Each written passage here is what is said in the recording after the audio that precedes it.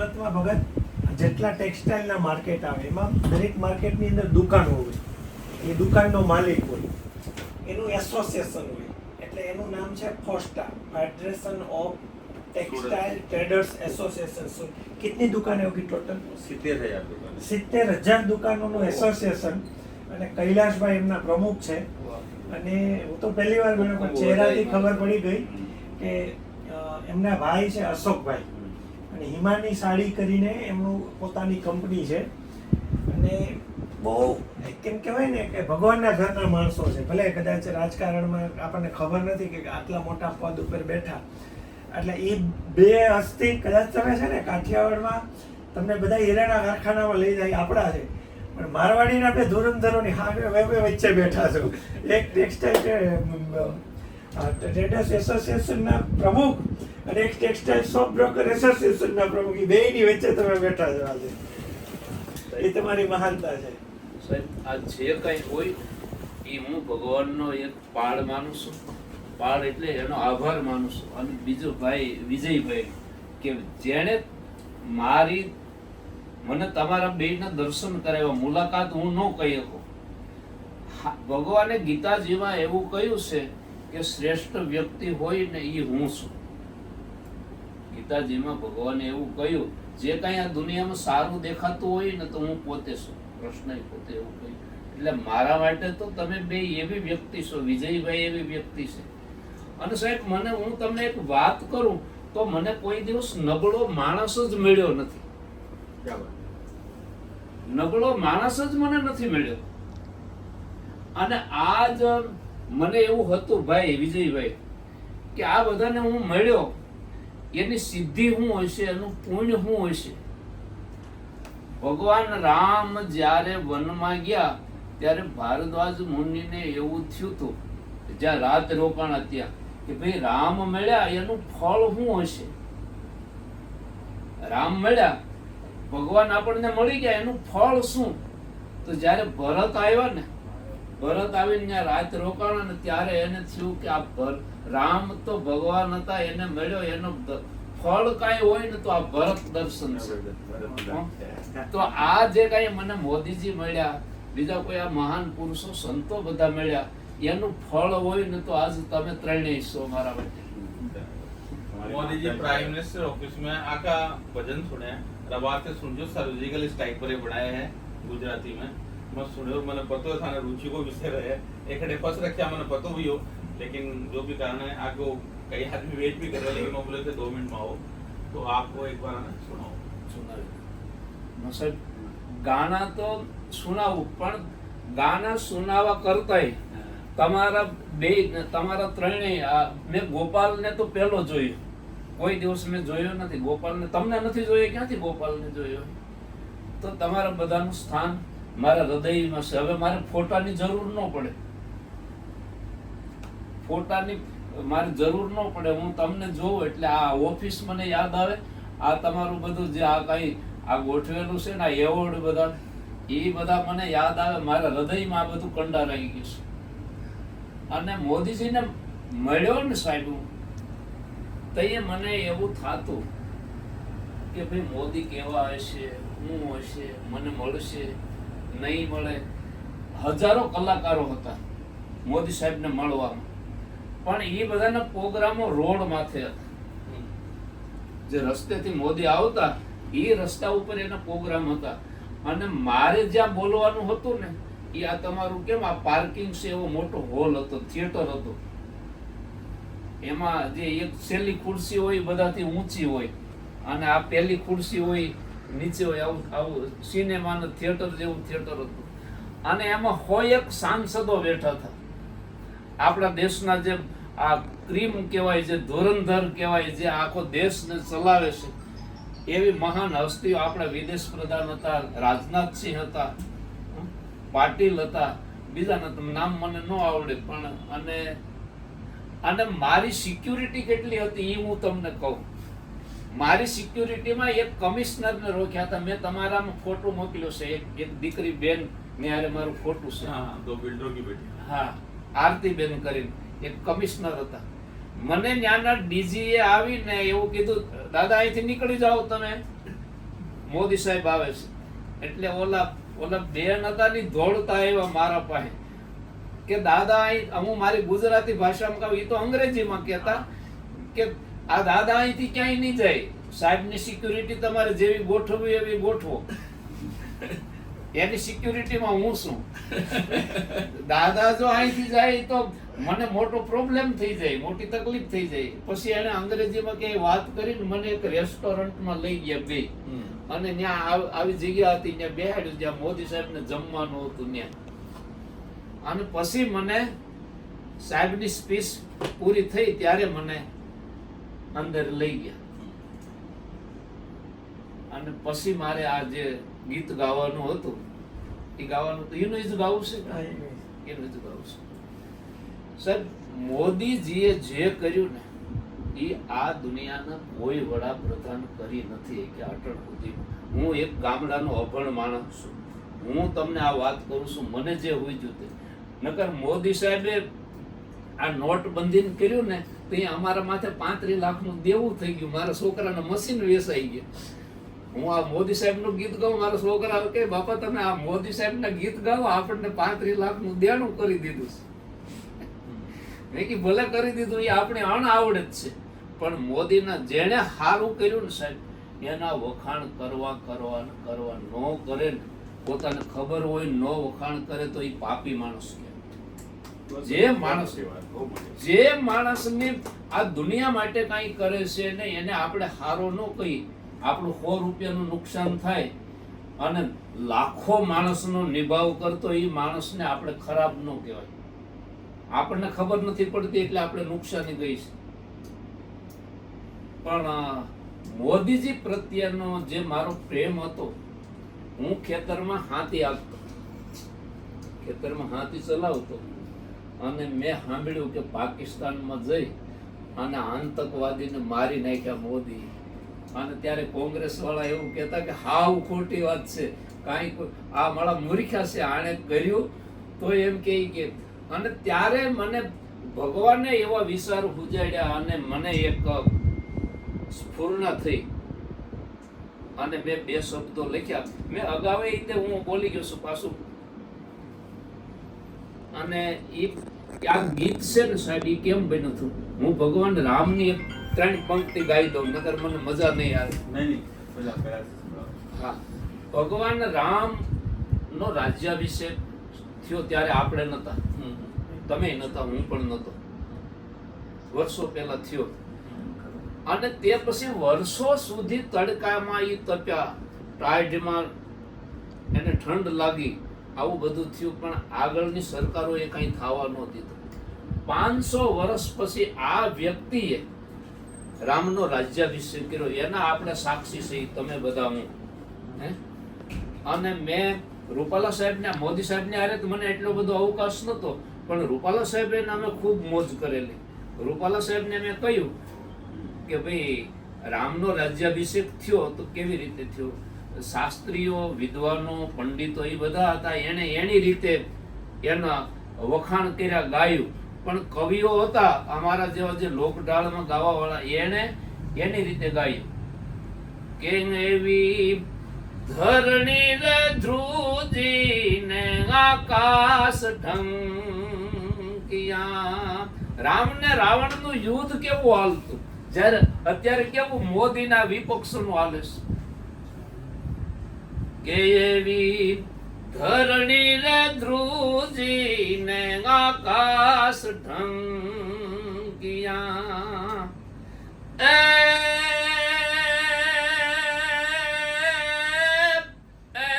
વંકડા તારા ગર્જના કરતા છૂટે બાણ રે દશરથ ના કુંવર. તારા ડંકારે વાગે લંકાની ડોઢીએ. હે રાઘવ તારા ડંકારે વાગે લંકાની ડોઢીએ. સાહેબ, જેનો પરિવાર હારે હોય, જેના મિત્રો હારે હોય, ઈ માણસની કોઈ દી હાર ન થાય. રામ જીત્યા હું કામ, રાવણ હાર્યો એનું કારણ હું, એનો પરિવાર એની સાથે નતો. કવિએ કહ્યું કે એવો ભાઈ રે લખમણ દેવાની સાથમાં કેવું વ્રત લીધું આ પુરુષે. હું જ્યાં સુધી રામ વનમાં હશે ત્યાં સુધી આંખ નહીં મીચું. જીતેન્દ્રી જે નિંદ્રાનો ત્યાગ કર્યો, અન્નનો ત્યાગ કર્યો, કે એવો ભાઈ રે લખમણ દેવાની સાથમાં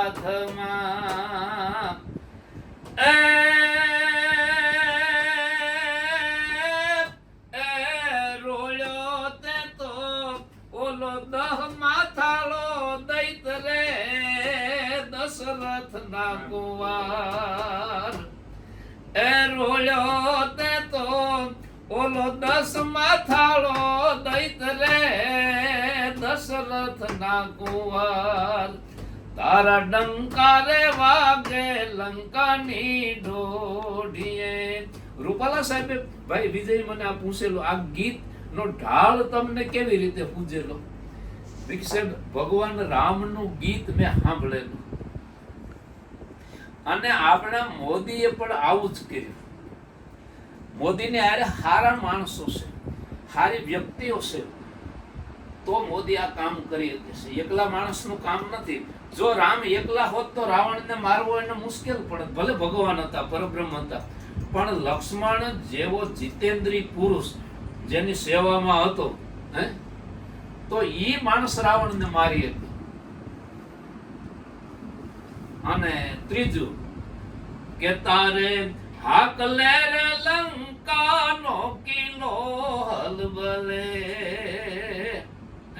રાવણ હાક પડતી ને લંકાના ગઢના કાંગરા હેઠા પડતો, કે તારે હાકલે રે લંકાનો કિલો હલબલે. એનું કારણ શું હતું? એની પાસે એવા મિત્રો હતા સાહેબ. કેવા મિત્રો હતા વિજય?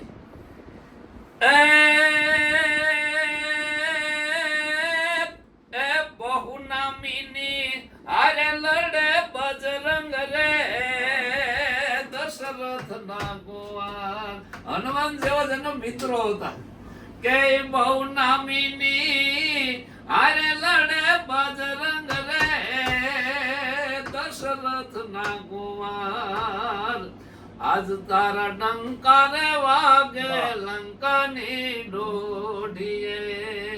એમનેમ ડંકો ન વાગે. રૂપાલા સાહેબ ને મેં કે સાહેબ તમે કહ્યું હતું કે ડંકો તો દિલ્હીની ગાદી માથે કેદીનો પીડ્યો હતો, પણ વગાડવા વાળો 5 હાથ પૂરો મરદ આવીને વગાડે તો વાગે ને. કઈ માની કાખમાં બેહીને ટીન ટીન થાય, ડંકા ન વાગે. અને મોદી સાહેબ નું પછી મેં કે આ ગીત મેં પછી લખ્યું આ રાગ ડાળવું કે દીધો ડંકો રે દીધો દિલ્હીની ડોઢીએ. એ ગુજરાત ના મોદી દીધો ડંકો રે દીધો દિલ્હીની ડોઢીએ. મોદી સાહેબ ને મેં કીધું તમે શું કર્યું? તો શું કર્યું કે તે હરિયાળી લહેરાવી ભારત દેશમાં. તે હરિયાળી લહેરાવી ભારત દેશમાં.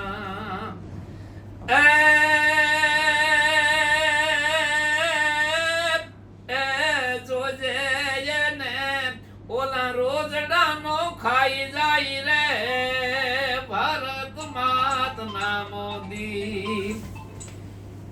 દીધો ડંકો રે દીધો દિલ્હીની ડોઢીએ. રોજડા એટલે આ વિપક્ષો. મોદીએ કહ્યું હું ચોકીદાર છું અને ચોકીદારની ફરજ હું સાહેબ ખેતરને ખેત કોઈ ખાઈ ન જાય. અને બીજું તમે શું કર્યું મેં કે તે સર્જિકલ સ્ટ્રાઇક થી આંકાઓને માર્યા. તે સર્જિકલ સ્ટ્રાઇક થી આંકાઓને માર્યા. મને કઈ બીજી ખબર ન પડે, પણ મેં એવું સાંભળેલું જ્યાં સુધી આપણા જવાનો પાકિસ્તાનમાં સર્જિકલ કરીને નો આવ્યા ત્યાં સુધી આ મહાન પુરુષ જાગતો. જેમ ભૂખ્યો હાવજ આંટા મારતો હોય એમ આટા મારતો કે તે સર્જિકલ સ્ટ્રાઇક થી આંકાવો ને મારિયા એ વાળ્યું આપણા વીર શહીદોનું તે વેર રે ભારત માતના મોદી દીધો ડંકો રે દીધો દિલ્હીની દોઢીએ અને બીજું કે નોટબંધીનો ઝાટકો જબરો માર્યો તે નોટબંધીનો ઝાટકો જબરો માર્યો આ શબ્દો આવ્યા નથી ઓલા થિયેટરમાં બેઠા હતા ને એને બધાએ દાંત કાઢ્યા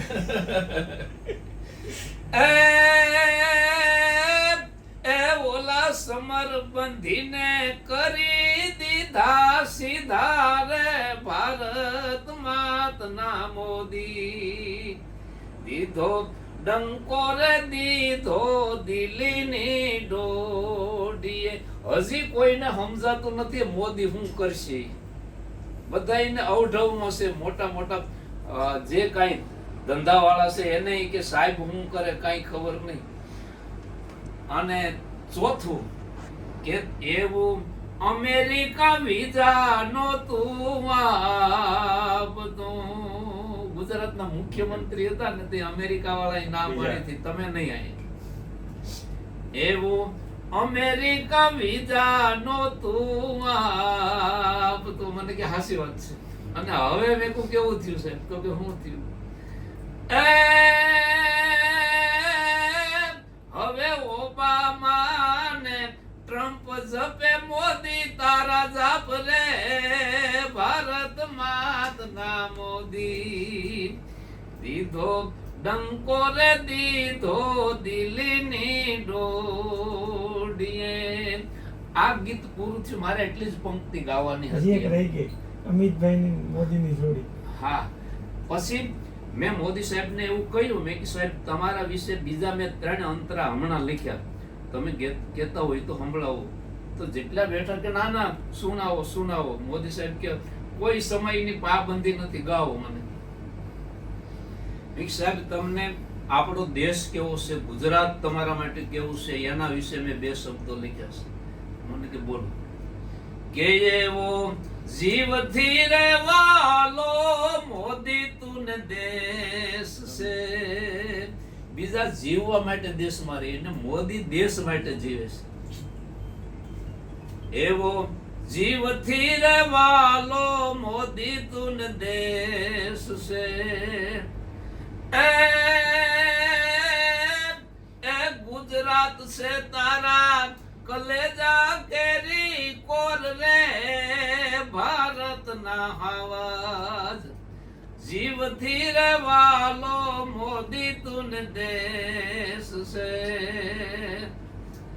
પેલા સંસદ સુધી આંકાવો આવતા મોદી સાહેબ તો કે હું મેં કે આપણી સંસદમાં ના દિવાલોમાં હજી ગાબડા છે આતંકવાદીઓએ ગોળી મારી હતી તો હા આયા પોગી ગયા હતા અને તમે શું કર્યું મને કે શું કર્યું કે પેલા સંસદ સુધી આંકાવો આવતા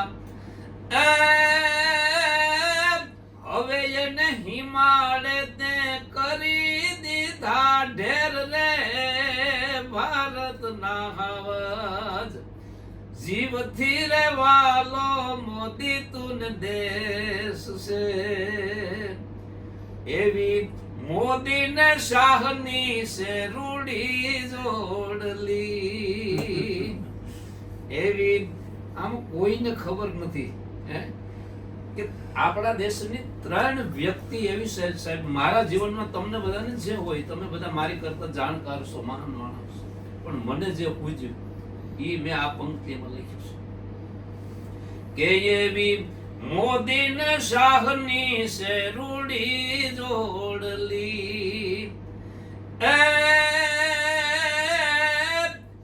ભેળો છે મારો યોગી આદિત્યનાથ રે ભારત ના અવાજ એ તારી ભેળો છે મારો યોગી આદિત્યનાથ રે ભારત ના અવાજ એવો જીવથી રે વાલો મોદી તું દેશ છે અને ગુજરાત છે તારા કલેજા કેરી કોર રે ભારત ના અવાજ આ જીવથી વાલો મોદી તું દેશ છે